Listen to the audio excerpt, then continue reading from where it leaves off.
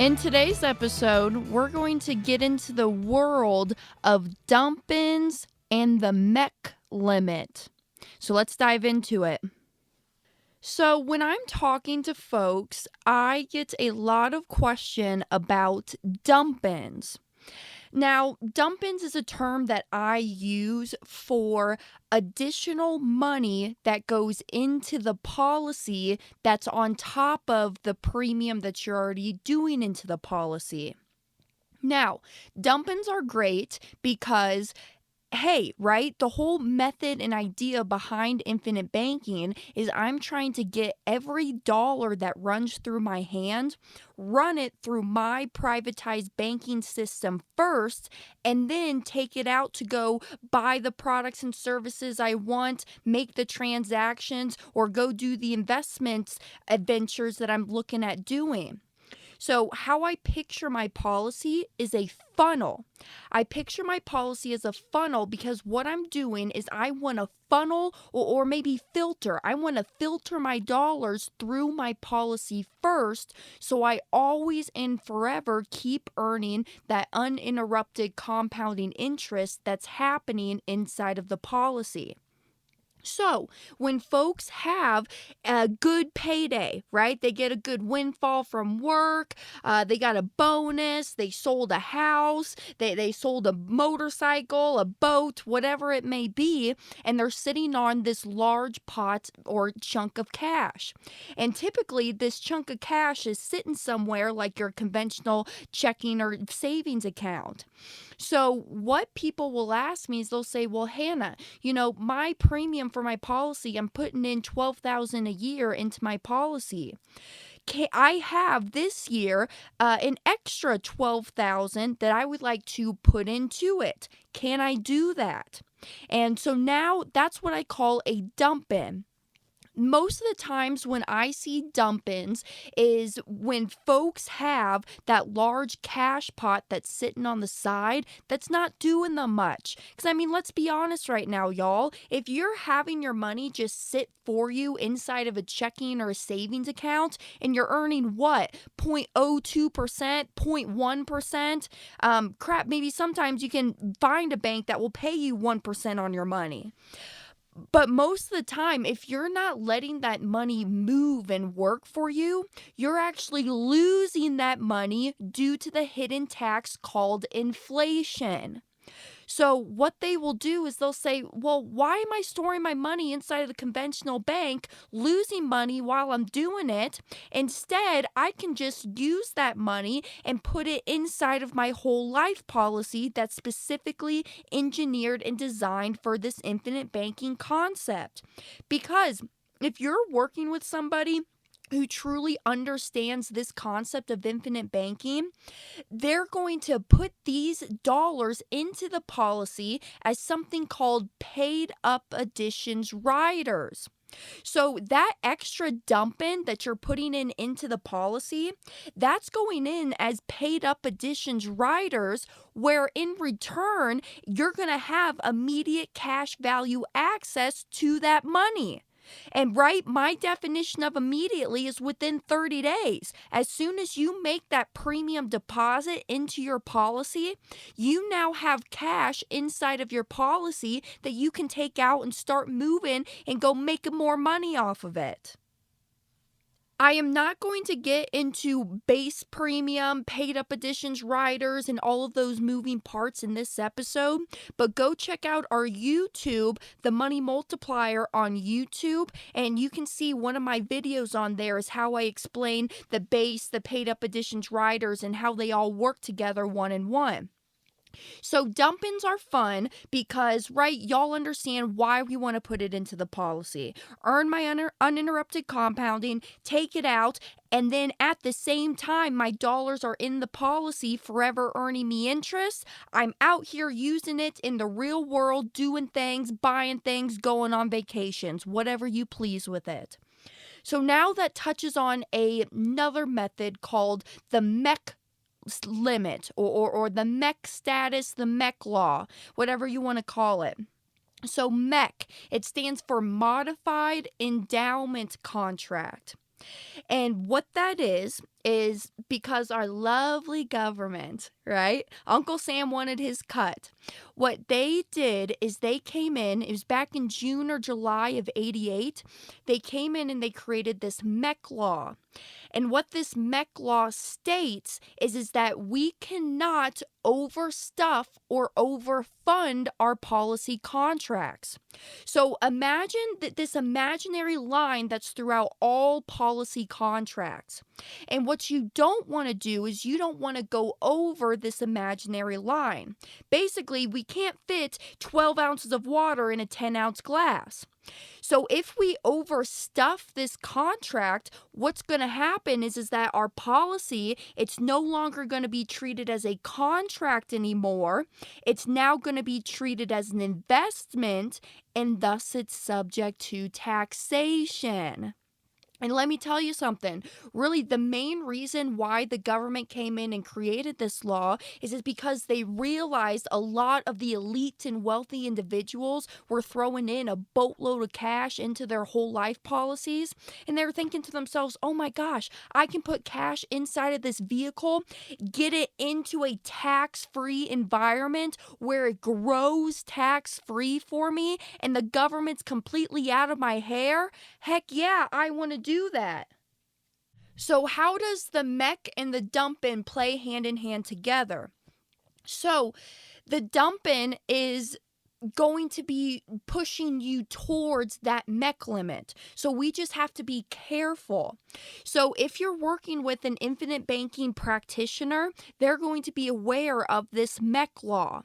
So what you want to do is if you're somebody and you're just starting your policy, this thing just got approved, you're just now starting it, you haven't even funded that first initial premium yet. What you can do is you can go to your person and say, hey, I know my premium is $20,000 a year, but I have an extra 30 that's sitting inside of my bank account that's not doing much for me. Could you design me something where in this first year I'm putting in a total of 50 and then each and every year after that I'm putting in my 20s? They can absolutely do that for you. So just go and ask. So if you have a policy that's just on the initial forefront, it's not active or in force yet, you can design the policy to accommodate this dump-in and it avoid the MEC status. And that's a whole other topic I'm not going to get into, but it's just adding on what's called a term rider to the policy. So, right, everyone knows what term insurance is. It's that cheap death benefit only policy that people will get just to cover themselves in the event that something tragic were to happen. And, right, term is cheap. That's why people like it. So they will add on that term rider that will not make this policy turn into that MEC status. However, so now let's say that you're just hearing this podcast and you've already started your policy. Maybe you got 3 or 4, 5, 10 policies already. So what you want to do now is you want to call up your agent or your practitioner that you're working with. Say, hey, I just heard this really cool idea where I can actually put more money into my policy than the premium that I'm doing. Ask them how much wiggle room does your policy contract have to be able to hold those extra funds.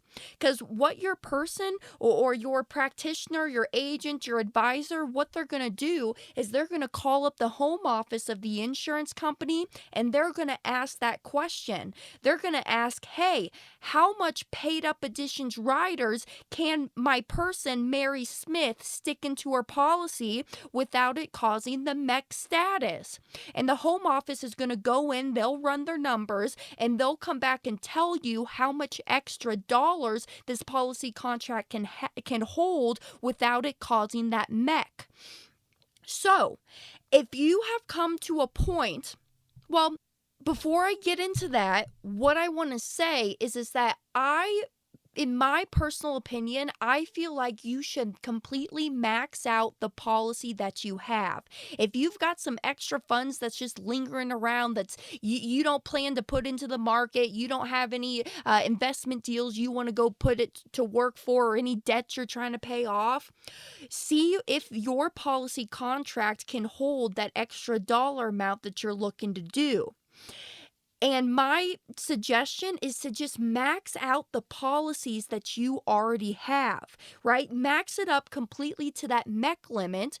And then when you find yourself that you have extra capital left over, that this contract can't simply hold it, that's when and why people open up more and more policies, because they don't want to have taxation. So what they're doing is they're opening up their branch offices of their privatized bank, right? Just how like Bank of America, you got Bank of America on Main Street, and then you can go 3 blocks down the road and there it is on 3rd Street, right? You're just going to have your branch offices of your privatized bank. And as you go through this concept and this method, you are going to have multiple policies, i.e. multiple branch offices of your bank. Because infinite banking isn't just using or utilizing one policy to do everything in life. You're going to have multiple policies as you go through life. Because remember, the ultimate goal that we're trying to reach is to have our income equal our premiums. So that's the ultimate goal of what we're trying to reach. Nelson Nash, in his book, he says it takes 15 to 25 years for this goal to be obtained. So, right, it's not going to happen overnight. But infinite banking is a lifestyle change, right? Because what we're doing is, instead of storing our wealth inside somebody else's bank and they're lending it out, making a good living off of our money, the depositor's money, what we're going to do is we're just going to change the game and flip-flop. We are going to be storing our wealth inside our privatized bank. We're going to be lending it to ourselves, and then we are going to be making all of that interest on ourselves rather than somebody else making it on us. So to be honest with you, I do really like dump-ins. If I can, I will do them. I like dump-ins because my mindset is that I know, based on my income and when I'm budgeting and whatnot, hey, maybe I can't make $50,000 a year premium into my policy. It's just not feasible for me right now with what I'm bringing in. But I know maybe I can make $10,000 a year into my policy. And remember, right, y'all, your premiums, they don't have to be on an annual basis. When you're working with us here at the Money Multiplier, I am never going to tell you how much to put inside of your policy. You are going to tell me that. And you can put premium in on a monthly, quarterly, twice a year, or annual basis. You get to choose the amount and you get to choose the mode. So now back to my example. Let's say that I can't make $50,000 a year into my policy each and every year, but I know I can make $10,000 a year into my policy. So what I'll do is I'll say, hey, I'm going to be putting $50,000 for this first year into my policy. And then each and every year after that, I'm going to be doing my $10,000 premium deposits into my policy. And what I've noticed when designing these policy illustrations is that when I do put in more upfront, as soon as I get those dollars into the policy, I see my wealth become even greater, because from day one, every dollar that gets into it, it starts compounding. So I notice it versus a 10,000 straight through and through policy. When I do that extra dump in, I see my numbers be even greater, because inside of it, I'm compounding on all of that 50,000 instead of the 10,000 that I would have done in the first year. Now brings me to my next segment of the new tax law, the Section 7702, because I get this question a lot and I think it plays very well into the MEC limit. So here's what's happening. So December 31st of 2020, they came out with this new tax change for the Section 7702. And what this is stating is that in all whole life policy contracts, the guaranteed interest is going to be going down. So it's not going to be that 4% that we all know right now. This new change is going to come into effect January 1st of 2022. So no one knows right now what the guaranteed rate is going to be inside policy contracts. I've been hearing around the grapevine it might be 3.5%, it might be 3.25%.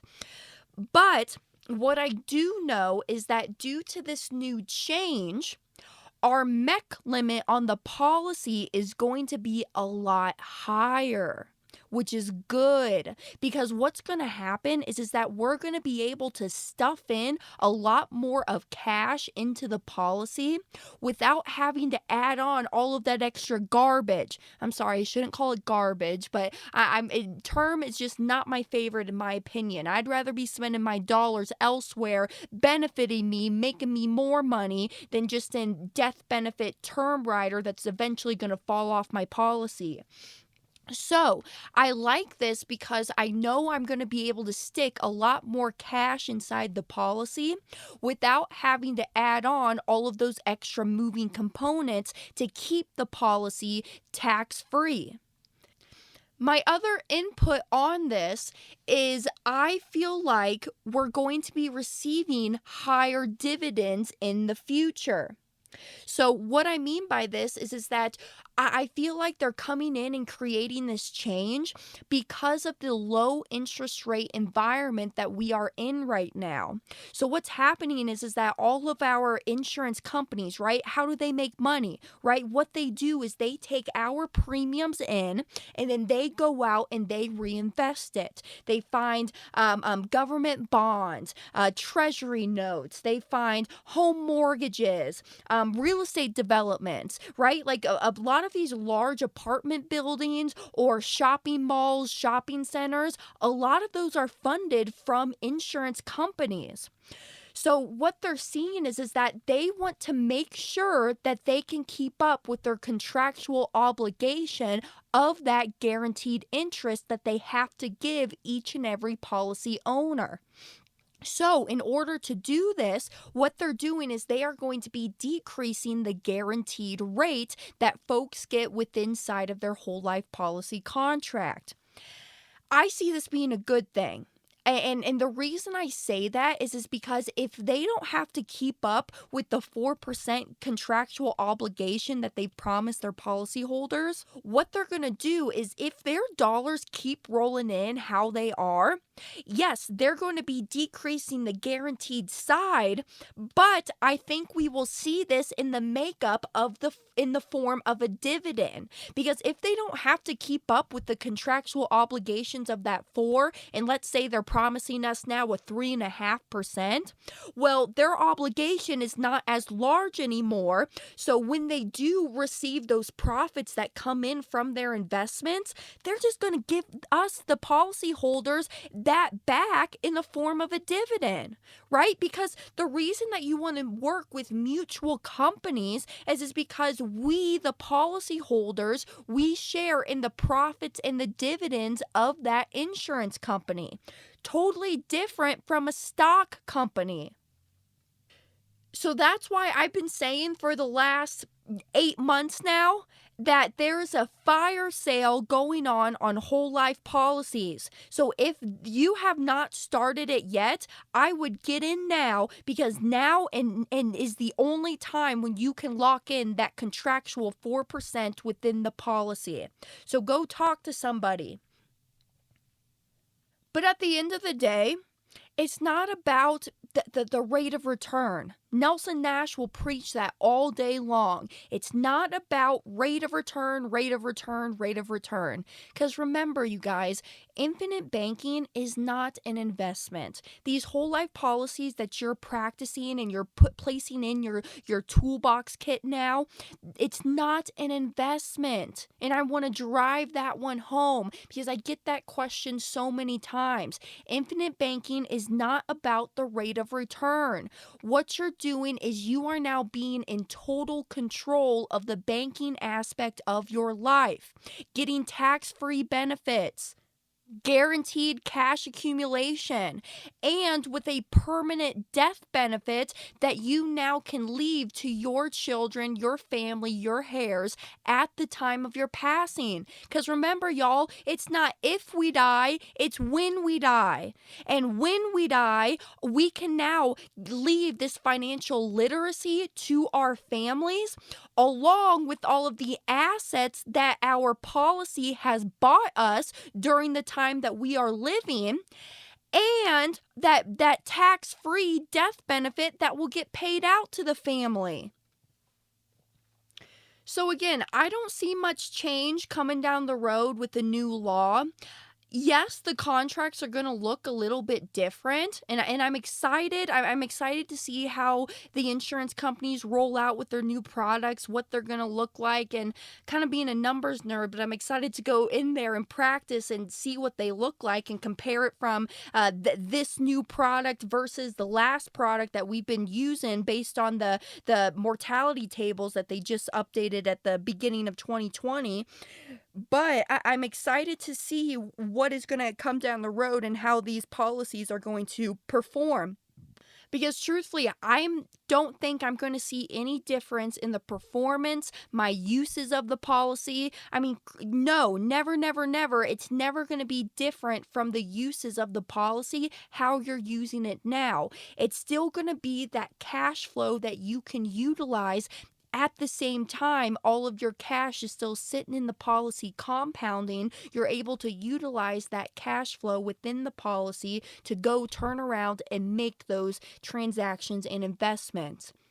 Because really, at the end of the day, we're all going and striving towards the same goal. What we're trying to do is live the life of true financial freedom. And true financial freedom to me means when your passive income rises and exceeds your monthly expenses. That's the definition of true freedom, because now you have time freedom, you have family freedom. You can go do whatever you want and you don't have to worry because you got mailbox money coming into the door. That's what I want all of you guys to live and practice and be. And I would never think that I would be here in a million years being second generation to this concept. I'm very blessed and I want to share my knowledge with you guys. So that's all I have on this episode. If you have questions, contact me. So go to our website, www.themoneymultiplier.com. And you can go on there, submit a info request, or hey, email me, y'all. My email is Hannah, HANNAH, at themoneymultiplier.com. And if you like this content, you like this video, please give us 5 stars, subscribe, turn on that bell notification so you know when we post. And I'll hope to see you guys on the next episode. We'll talk soon.